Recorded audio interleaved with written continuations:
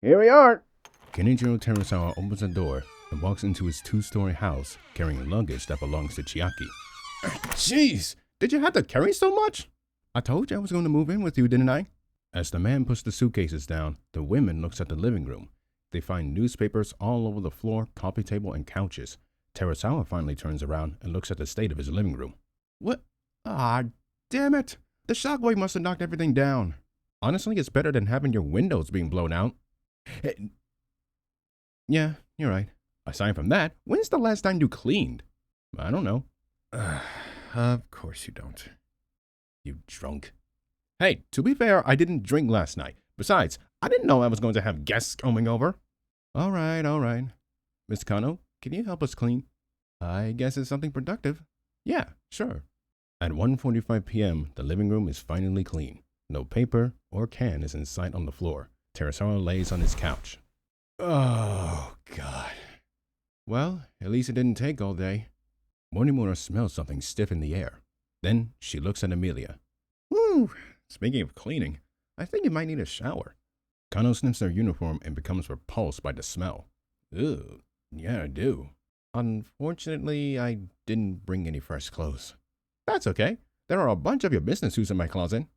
Chiaki looks at her boyfriend, flabbergasted and confused. Since when did I...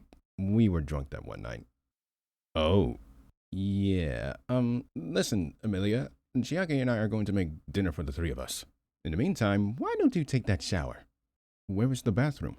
Upstairs, 4 past the bathroom. If you see anything lying on the floor, ignore it. Okay, now I really need to move in with you. Oh, come on. Haven't I suffered enough? I haven't gotten a chance to clean up there yet. Oh, you will. Amelia walks up to the round stairs into the master bedroom as the couple bicker to each other on their way to the kitchen. She makes it to the bedroom and immediately she spots the crumpled up paper, crushed beer cans, and a messy bed. I see you haven't changed in this timeline. She looks to the left and finds 2 doors. One of them has to be the bathroom. She walks up to the first and opens it. She finds nothing but bath sponges and towels. She looks at the door next to it. I'm guessing that's the bathroom right there. She takes out a sponge and towel and closes the door. She walks into the surprisingly clean bathroom and locks the door behind her.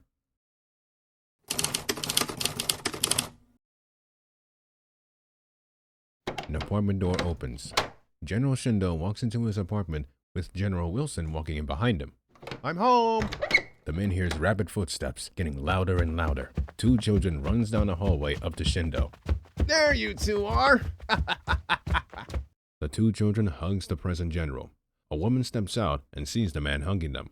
Oh, welcome home. Papa, did you see that big ship? It was huge! It sure was. Oh, this is our guest for the time being.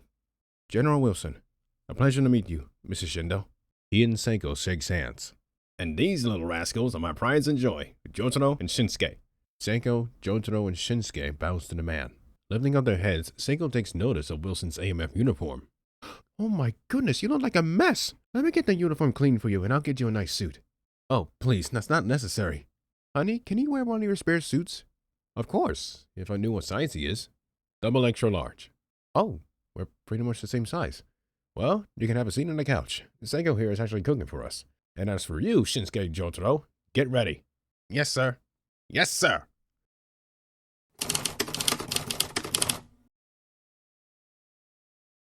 A massive group of Esper children, teenagers, and adults are standing around the 4th-ranked Class S Esper and a half-human android in the main lobby. All of their eyes are glued to the battle-damaged soldier. I think I'm attracting too much attention.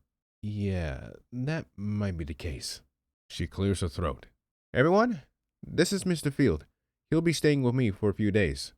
One young Esper raises his hand. Are you a robot? Technically, I'm what you call an android, but yes. The Espers gets closer and closer.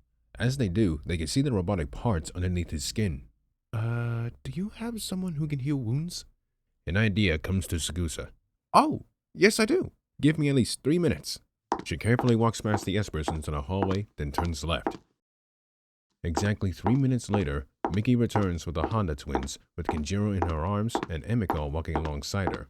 The 3 enters the center of the group of Espers and stops in front of M11. Okay, Kenji, I'd like you to meet Mr. Field. Say hi. The young boy waves at the android, and Field waves back at him. Now, Mr. Field here is really hurt and in so much pain. Can you make him feel better? Kenjiro Honda, with no second of hesitation, reaches his hands out. Robert looks at his hands, then at him. Suddenly, he gets it. The man allows the boy to touch his hands. Kenjiro's black hair lifts and red aura surrounds his body. Then, the aura suddenly transfers into the android. The robotic parts repairs itself, his skin regenerates, and his uniform becomes like it was brand new. Finally, the aura disappears from their bodies. The boy lets go of the man's hands. M11 looks at his uniform and body. He is shocked beyond belief. He looks directly at Sakusa. Mickey, what is this young man's name? Honda. Kenjiro Honda. He smiles and shakes the boy's hands.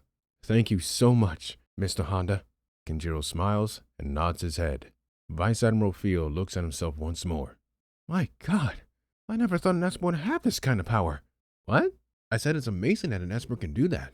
Oh, there are some that can, but Kenjiro here is not an Esper technically.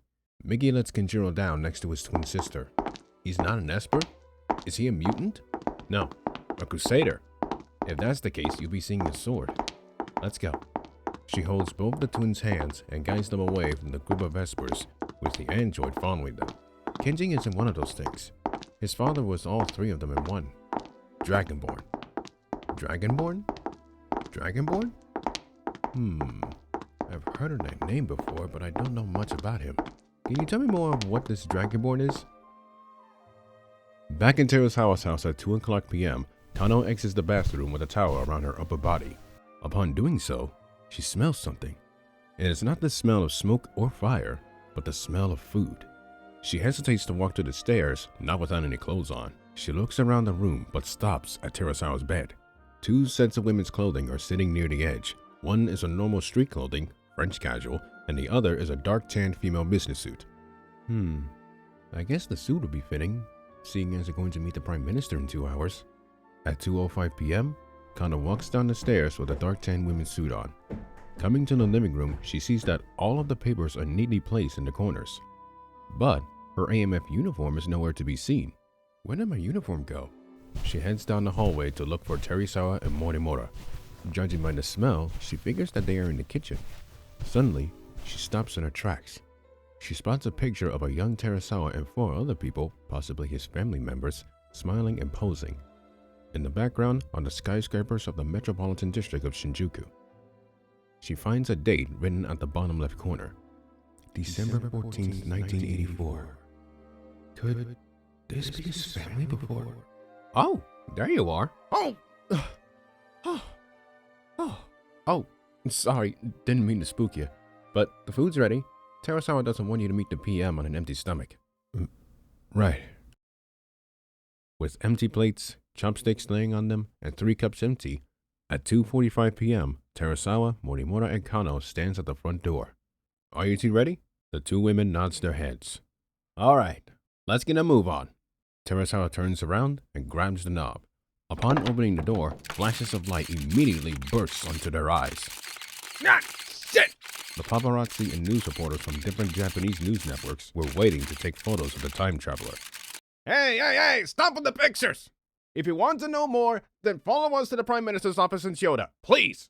He grabs both his girlfriend and Kano's hands, and they quickly enter the red Jeep. Sitting in the seats and buckling up, Chiaki looks at Kenichiro. Wait, you know that this kind of paparazzi are not allowed in the building? Terasawa turns on the vehicle and shifts the gear into reverse. The people standing in the front yard immediately jumps into the vans and trucks. That's the point. The Jeep drives off of the driveway and enters the road. It quickly drives into the highway heading east, with the news vans and trucks following them.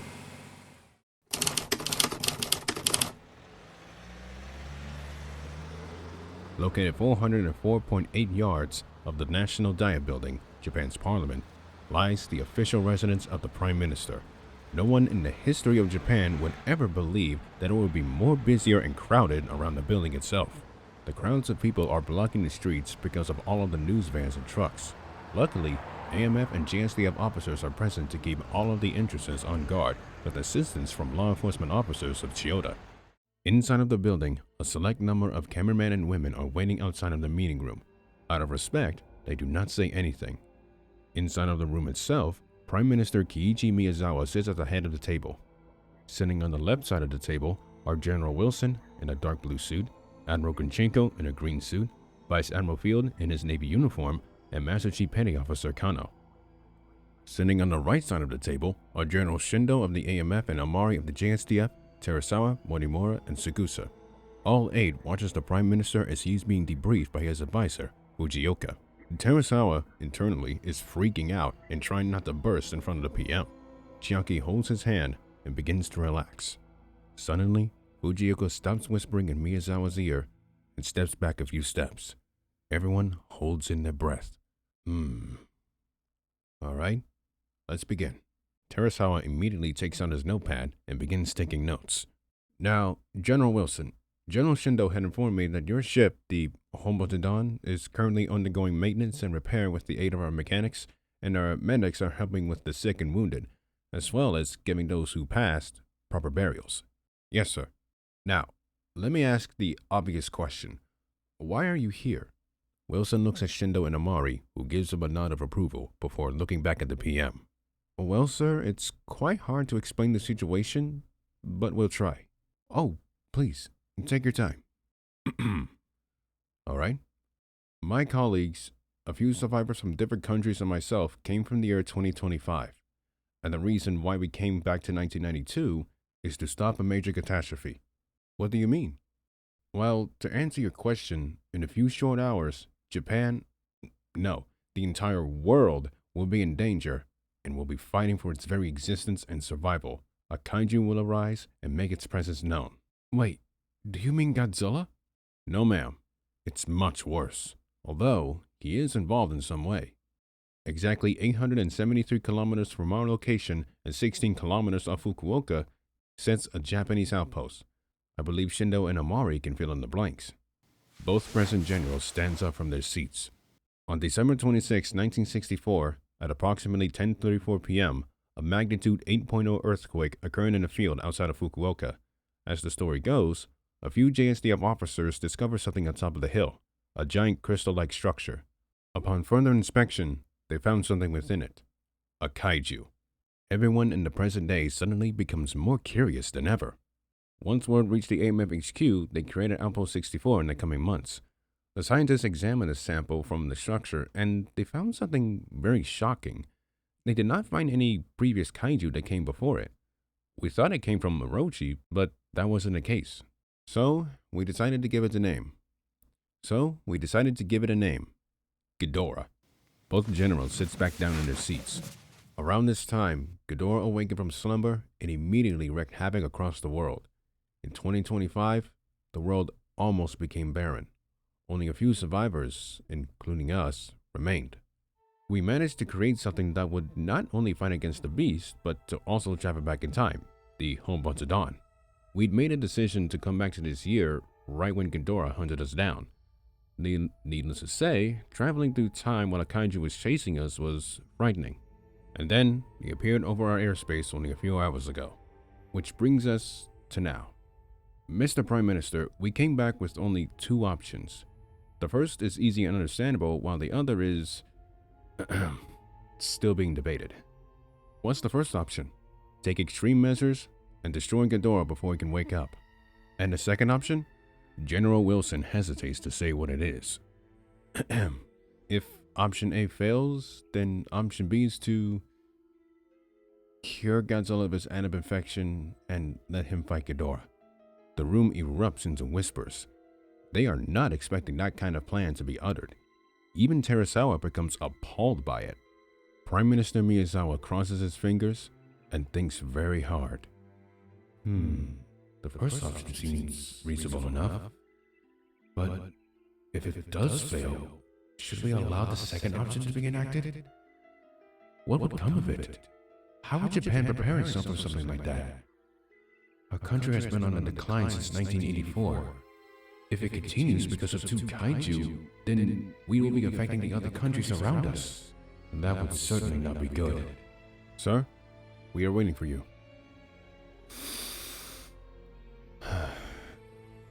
All right. General Shindo, you have full permission to do everything that is necessary to prevent this catastrophe. General Mari, if it goes wrong, be prepared. Both the generals nod, and the time travelers feels a sense of relief. Mr. Prime Minister, we thank you. Mr. Fujioka. Yes, sir? Alert the Minister of Defense and Transport. I'll inform the 97th Infantry Battalion near Fukuoka of our arrival. Shindo stands back up and looks at everyone at the table. Let's not waste any more time, people. We're heading for Outpost 64.